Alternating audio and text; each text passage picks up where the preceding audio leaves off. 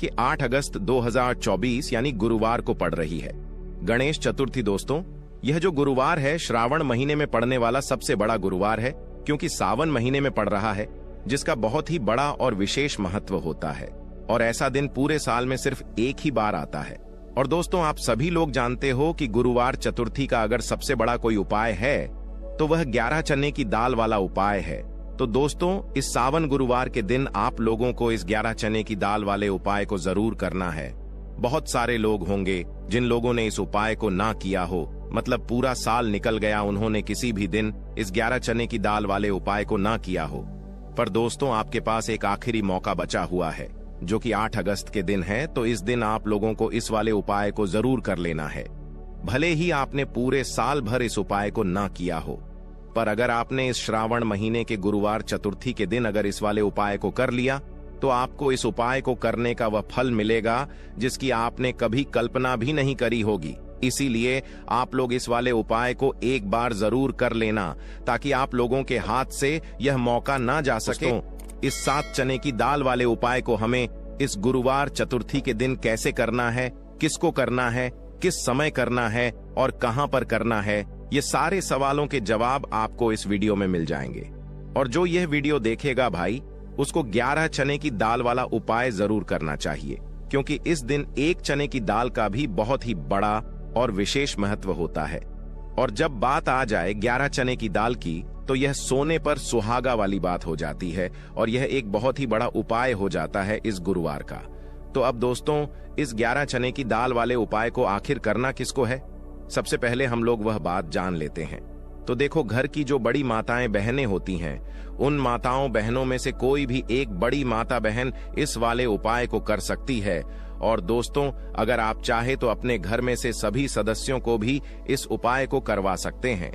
अगर किसी व्यक्ति की खुद की कोई मनोकामना है, खुद की कोई दुख और परेशानी है जो कि वह अपने लिए ही करना चाहता है इस वाले उपाय को, तो वह खुद अपने लिए भी कर सकता है।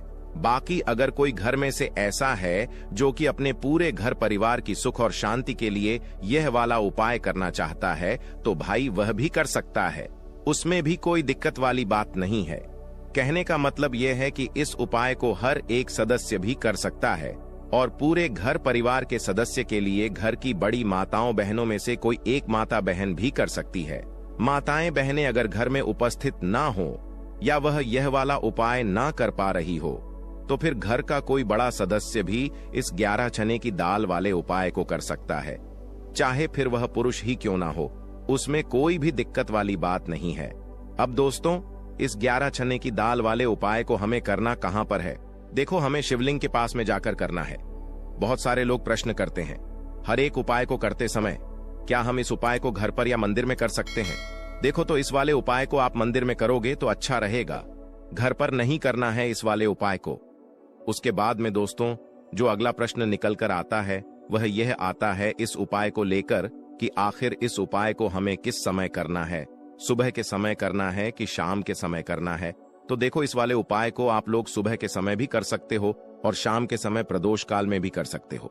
अब अगर आप पूछो कि भाई साहब, सबसे उत्तम समय कौन सा रहेगा इस 11 चने की दाल वाले उपाय को करने का, तो हम आपसे बस यही कहेंगे कि इस उपाय को आप सुबह के समय करेंगे तो ज्यादा बेहतर होगा। बाकी अगर शाम के समय भी करेंगे तो भी अच्छा होगा, उसमें कोई भी दिक्कत वाली बात नहीं है। तो अब दोस्तों, जो अगली सबसे बड़ी और महत्वपूर्ण बात आती है वह यह आती है कि सुबह अगर हम उपाय को करेंगे तो हमें कितने बजे से लेकर कितने बजे तक के बीच में करना है, और शाम के समय प्रदोष काल में करेंगे तो हमें कितने बजे से लेकर कितने बजे के बीच में करना है। तो देखो, सुबह जितनी जल्दी हो सके आप उपाय को करने की कोशिश करना। बाकी अगर किसी कारणवश लेट भी हो जाओ, थोड़ी देर भी हो जाए, तो 10 या 11 बजे तक भी आप उपाय कर लेना, पर 1200 बजे से ज्यादा देरी ना हो, ठीक है? इस बात का ध्यान रखना। उसके बाद में दोस्तों, अगर शाम के समय प्रदोष काल की बात करें, प्रदोष काल का जो समय है होता है वह शाम के 6 बजे से शुरू हो जाता है। मतलब शाम के 6 बजे से लेकर 7 बजे के बीच का जो समय होता है, यह समय प्रदोष काल का समय होता है। पर अभी जो मौसम चल रहा है, इस मौसम में जो है शाम बहुत देरी से होती है, तो आप इस उपाय को 7 या 8 बजे के बीच में भी कर सकते हो। मतलब शाम के 6 बजे से रात 8 बजे के बीच में आप कभी भी इस वाले उपाय को कर सकते हो। उसमें कोई भी दिक्कत वाली बात नहीं है, परंतु गुरुवार के दिन कोशिश करना कि समय के अंतर्गत ही कर लो। किसी कारणवश ना कर पाओ तो थोड़ा देरी से भी कर सकते हो, आपको उपाय का फल जरूर मिलेगा। सबसे पहला उपाय विशेषकर आपको 11 चने की दाल से करना है। तो इस उपाय के लिए आपको मात्र 7 चने की दाल लेना है। इसी के साथ में आपको एक तांबे के पात्र के अंदर शुद्ध जल लेना है और इन दोनों सामग्री को लेकर के आपको भगवान शिव के मंदिर में पहुंच जाना है। गुरुजी ने बताया है कि यह उपाय आप सुबह से लेकर शाम तक किसी भी समय कर सकते हैं। देखो दोस्तों, आपके पास जो 11 चने की दाल है, सबसे पहले तो उन पर आपको थोड़ा सा जल डाल करके उन्हें गीला कर लेना है। अब इस चने की दाल को आपको अपने सीधे हाथ की हथेली पर रखना है और आपके जीवन में जो दुर्भाग्य चल रहा है, आपके जीवन में जिन भी कार्यों में आपको रुकावट उत्पन्न हो रही है, जिन भी कार्य में आप बार बार असफल हो जाते हैं, तो आपको प्रार्थना करनी है, हे महादेव, मुझे इन सभी कार्यों में सफलता प्राप्त हो तथा मेरे जितने भी कार्य अटक रहे बस सभी परिपूर्ण हो। और यह 7 चने की दाल आपको भगवान शिव के शिवलिंग पर समर्पित कर देना है। बृहस्पति शवर महादेव का मन में स्मरण करते हुए गुरुजी ने कहा है कि जो भी व्यक्ति गुरुवार के दिन इस प्रकार से चने की दाल समर्पित कर देता है, शिवलिंग पर उसके जीवन से सारा दुर्भाग्य दूर हो जाता है। अब दोस्तों, अंत में जो एक जल का पात्र है आपके पास, इसे भी आपको भगवान शिव की शिवलिंग पर अर्पित कर देना है और श्री शिवाय नमस्तुभयम इस मंत्र का जाप करते हुए बस इतना सा उपाय करना है, आपको आपके जीवन का जितना भी दुर्भाग्य है वह सभी दूर होगा। अब दोस्तों, हम बात करते हैं दूसरे विशेष उपाय के बारे में। यह उपाय विशेषकर आपकी जो भी मनोकामनाएं हैं उन्हें परिपूर्ण करने वाला है। यदि आपको ऐसा लगता है कि आपने कई प्रकार के उपाय कर लिए हैं, लेकिन महादेव अभी तक आपकी जो मनोकामना है उसे परिपूर्ण नहीं कर रहे हैं, तो आपको यह उपाय जरूर करना है। देखिए, इस उपाय को करने के लिए मात्र आपको एक गुड़ का टुकड़ा लेना है। इसी के साथ में आपको एक तांबे के पात्र के अंदर शुद्ध जल लेना है। देखिए, गुरुवार के दिन यदि हम गुड़ वाले जल से उपाय करते हैं तो बहुत ही चमत्कारी माना जाता है और इससे जो हमारा बृहस्पति ग्रह है वह भी मजबूत होता है। बृहस्पति ग्रह यदि हमारा मजबूत होता है तो हमें कभी भी जीवन में धन संपदा की कमी नहीं होती है। हमारे जीवन में जो दुर्भाग्य होता है वह भी सौभाग्य में बदल जाता है। तो देखिए दोस्तों, इस उपाय के लिए आपको एक गुड़ का टुकड़ा लेना है, एक तांबे के पात्र के अंदर शुद्ध जल लेना है और इन दोनों सामग्री को लेकर के आपको भगवान शिव के मंदिर में पहुंच जाना है। अब दोस्तों, इसे गुड़ के टुकड़े को आपको उससे जल के पात्र के अंदर डाल देना है और गुड़ से युक्त जल आपको तैयार कर लेना है। आप इस जल को आपको भगवान शिव की शिवलिंग पर अर्पित कर देना है। श्री शिवाय नमस्तुभयम इस मंत्र का जाप करते हुए और बृहस्पति शवर महादेव का मन में स्मरण करते हुए जो भी व्यक्ति गुरुवार के दिन इस प्रकार से यह गुड़ वाला जल समर्पित कर देता है, शिवलिंग पर उसके जीवन में कैसी भी कोई भी मनोकामना होगी वह हमारे महादेव परिपूर्ण कर देते हैं। तो आपको मनोकामना पूर्ति के लिए यह छोटा सा और सरल सा उपाय भी अवश्य ही करना है। अब दोस्तों, हम बात कर लेते हैं तीसरे विशेष उपाय के बारे में। देखिए दोस्तों, इस उपाय के लिए आपको मात्र एक तांबे के पात्र के अंदर शुद्ध जल लेना है। इसी के साथ में आपको 11 चावल यानी कि अक्षत के दाने लेना है।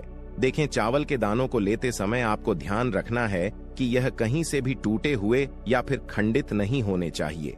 इसी के साथ में आपको थोड़ा सा पीला चंदन भी लेना है। अब देखो दोस्तों, सबसे पहले तो इन सभी सामग्रियों को लेकर के आपको पहुंच जाना है भगवान शिव के मंदिर में। देखिए दोस्तों, सबसे पहले तो आपके पास जो चावल के दाने हैं उनमें आपको यह पीला चंदन थोड़ा सा डाल देना है और उन चावल के दानों पर आपको थोड़ा सा जल डाल करके उन्हें गीला करना है, यानी कि उन चावल के दानों को आपको पीला कर लेना है। इसी प्रकार सबको इन चावल के दानों को तैयार करना है, यानी कि यह जो चावल के दाने हैं स्वर्ण के समान हो चुके हैं और यह जो आपने चावल के दाने स्वर्ण के समान जो तैयार किए हैं, इन्हें आपको भगवान शिव के शिवलिंग पर समर्पित कर देने हैं बृहस्पति शवर महादेव का मन से स्मरण करते हुए। देखो, गुरुजी ने बताया है कि जो भी व्यक्ति पीले चंदन से युक्त इन चावल को तैयार करके शिवलिंग पर गुरुवार के दिन इस प्रकार से समर्पित कर देता है, उसके जीवन में जितना भी दुर्भाग्य है वह सभी दूर होने लगता है और जीवन की जो दरिद्रता है उससे भी उसको मुक्ति मिलने लगती है। अब दोस्तों, अंत में जो आपके पास एक तांबे के पात्र के अंदर जल है, इसे भी आपको भगवान शिव के शिवलिंग पर अर्पित कर देना है। श्री शिवाय नमस्तु भयम इस मंत्र का जाप करते हुए और बृहस्पति शवर महादेव का मन में स्मरण करते हुए देखिए, यह सभी उपाय छोटे छोटे हैं, लेकिन इनका जो फायदे हैं वह बहुत ही अधिक मिलेंगे। आपके जितने भी कार्य हैं वह सभी सिद्ध होते चले जाएंगे। आपके जितने भी कार्य में आपको रुकावटें आ रही हैं, बस सभी दूर होती जाएंगी। दोस्तों, अब हम बात कर लेते हैं चौथे विशेष उपाय के बारे में। देखिए, इस उपाय के लिए आपको 2 दीपक लेने होंगे। दोनों ही दीपक आप मिट्टी के भी ले सकते हैं और दोनों ही दीपक का आप शुद्ध आटा मड़कन के भी तैयार कर सकते हैं। अब दोस्तों, दोनों ही दीपक के अंदर आपको शुद्ध घी का प्रयोग करना होगा और एक दीपक के अंदर आपको गोल रुई की बाती का प्रयोग करना होगा और एक दीपक के अंदर आपको लंबी बाती का प्रयोग करना होगा। लंबी बाती वाले दीपक के अंदर आप मौली वाला जो धागा आता है कलावा का, उसकी बाती का प्रयोग भी आप लंबी बाती वाले दीपक के अंदर कर सकते हैं। देखिए, 2 दीपक वाला यह चमत्कारी उपाय केवल गुरुवार की रात्रि में ही किया जाता है, इसीलिए आपको इस उपाय को बहुत ही ध्यान से समझना। इसी के साथ में आपको 11 काले तिल के दाने लेना है और इसी के साथ में आपको मात्र 1 छुटकी हल्दी भी लेनी होगी। अब दोस्तों, यह सभी सामग्री लेकर के आपको रात्रि के समय पहुंच जाना है अपने घर में, जहां कहीं भी तुलसी जी का पौधा, तुलसी माता का निवास स्थान है, वहां पर देखिए दोस्तों, सबसे पहले तो आपके पास जो एक गोल बाती का दीपक, उसे आपको तुलसी जी के वहां पर प्रज्वलित करना है। दीपक को प्रज्वलित करते समय आपको ओम नमो भगवते वासुदेवाय इस मंत्र का 11 बार जाप कर लेना है। अब देखिए दोस्तों, आप जो 11 काले तिल के दाने लेकर के आए हैं, उन्हें आपको अपने सीधे हाथ में रखना है और जो आपने गोल बाती वाला दीपक प्रज्वलित किया है माता तुलसी जी के वहां पर, उसके ऊपर से आपको इन 11 काले तिल को डड ही की दिशा में घुमाना है। आपको अपना नाम और अपनी गोत्र को बोल देना है और फिर आपको इन काले तिल को उससे जलते हुए दीपक के अंदर डाल देने हैं। देखिए, काले तिल भगवान विष्णु के पसीने से उत्पन्न हुए हैं और जब भी हम यह दीपक गुरुवार की रात्रि में प्रज्वलित करते हैं तो इससे हमें हमारे कर्ज में राहत मिलती है, हमारे जीवन में धन प्राप्ति के नए नए मार्ग खुलते हैं। हमारा अगर कोई भी कार्य रुका हुआ है तो वह भी परिपूर्ण होता है।